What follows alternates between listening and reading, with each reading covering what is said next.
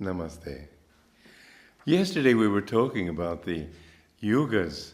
It's a very fascinating subject and not understood in modern India because in some way people got onto the idea during Kali Yuga that this Kali Yuga would last for another 432,000 years.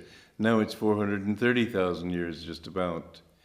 But if you look at history, this is the best proof of it.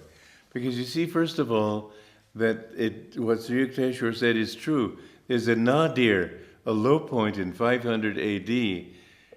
From then on, everything begins to come up. You know, there was my guru said that William the Conqueror was an incarnation of his. It's a very strange thing for me. I was raised in the English system, and I had always thought of William the Conqueror as one of history's great villains. And here I found he was my own guru. But I did a deep study of that, and then I asked a friend of mine who was a scholarly temperament to do research. He researched it for 10 years and has written a book on the subject that is coming out just about now. And, William the Conqueror, his body was exhumed after 450 years, and it was incorrupt. He obviously had something going for him. He was in fact a great master, but he was an avatar. And in the Bhagavad Gita, as you will see in a later chapter here, that it says, whenever virtue declines and vice increases, I incarnate on earth as an avatar, a descent of the spirit into matter, to punish vice and to place virtue on its proper seat again. Now, he doesn't punish the evildoers, but he punishes evil. And so you see the difference really between an avatar and an ordinary saint is that the avatar has a certain avenging duty to perform. He has to change things drastically. And William the Conqueror came to bring about great changes in a country which, because it was separate from Europe, if he could bring a real change into that one country, then it would affect the whole of Western civilization. And historians say that everything we are today, we owe to William the Conqueror. That's an astounding statement. But in reading that book, that story, I have been just amazed to see how his real friends were only saints and monks and so on. He created many monasteries. He set England on the path of Dharma, and England is the oldest country in the world. You know what the second oldest country in the world is as a country? America, United States of America. We think of it as a new country, and it is new. But so many countries have been always changing. India certainly has changed a lot. But English constitution based on what William the Conqueror and his son Henry I accomplished, that has endured all these years. Now England's karma is finished, my guru said that. But for such a long time it endured. I have always felt that I was Henry, his son, who carried on his mission. And so this book has a very interesting title, 2 Souls, 4 Bodies. And anyway, some person read the life of William the Conqueror and said, well, people couldn't have been that dark. People are people. But I answered, no, in the Yugas, people in those days did have a darker consciousness. He had to act in ways that he could not act today, wouldn't be necessary. People's whole consciousness has changed. What happens is that when the rays of we're part of a cosmic environment, and when those rays come to the Earth, because of the Earth's movement through our galaxy, when we pass through that section, then man becomes more enlightened and increasingly so.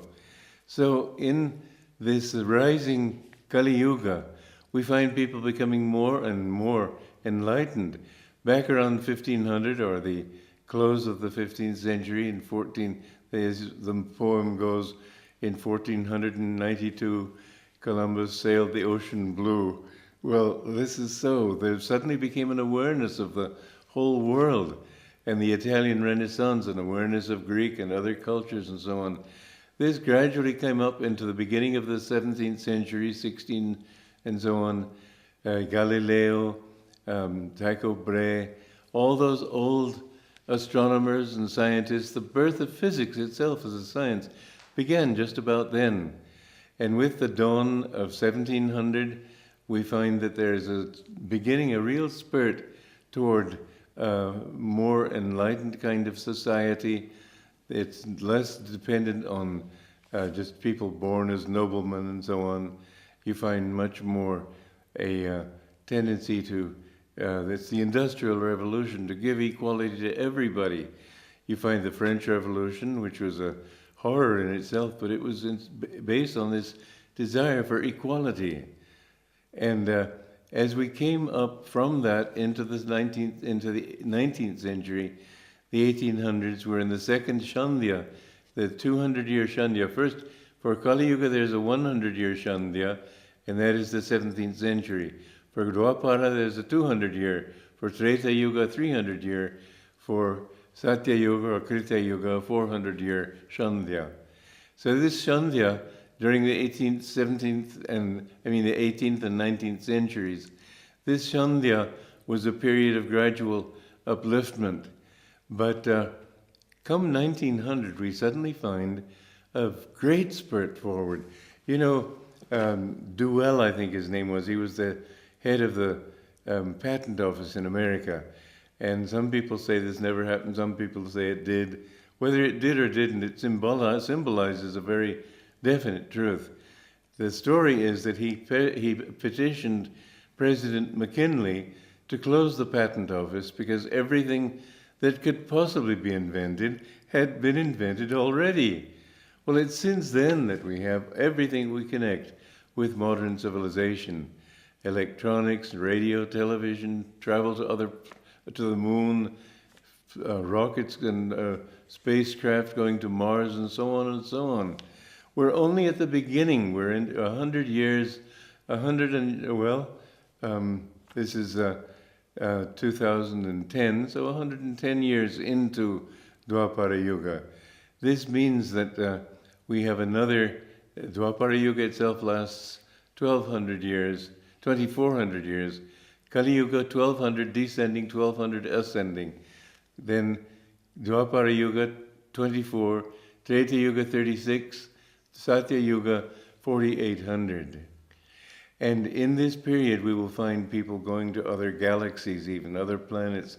Space travel will be a normal thing. And many things will happen that now are even inconceivable to people. But many of these things will begin happening more and more in your lifetime. I don't say mine because I'm pretty well ready to check out at the age of 84. But this will go on. And those of you who are young will live to see a very different world. What we are facing today is the lingering habits of Kali Yuga. And I would say that communism was, you might say, the epitome of Kali Yuga. And from now on, we'll be having an understanding that you don't improve society with systems. You have to improve it with consciousness. One of the most important things that we will see happening in this new society, I believe that our 6 billion people on this planet today, there won't be that many left after this great trial that we're coming to in the future. But from then on, there will be smaller towns. These big cities, Gandhi and others have said, and I agree with them, that big cities are a disease. It's very difficult in the increasingly tamasic atmosphere of a big city to think in terms of high ideals and noble principles and so on. Businessmen are full of greed and personal ambition. This is why we're right now falling into a Great Depression, much worse than the 1930s. People will not even have enough money to live, enough food to live. Many people will die of starvation.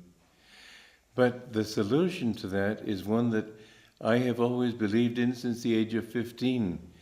And when I found that my guru had the same solution, then I really put my heart into forming communities. I have formed 8 now on 3 continents. But the ideal is that if you can have a few people growing their own food, building their own buildings, living simply, you don't have to have posh clothes and so on, you will find that you can live very simply. And if you can have a few people whose ideals are high, if everybody at Ananda, we now have about 1,000 people living in our different communities, if every one of those people were to go to a different city and get a job in the city and live in the suburb, as most people do, at least in America, you would find that their influence would be very little. People would notice that here's one person in our office who's very peaceful and manages to create peace around him. And they'll ask him, well, how come you're that way? And he says, well, I meditate and practice yoga and so on. And of course, their answer will be, no, it's probably just because you're a very special kind of person. I know somebody came to Ananda Village many years ago and said, you have some wonderful people here.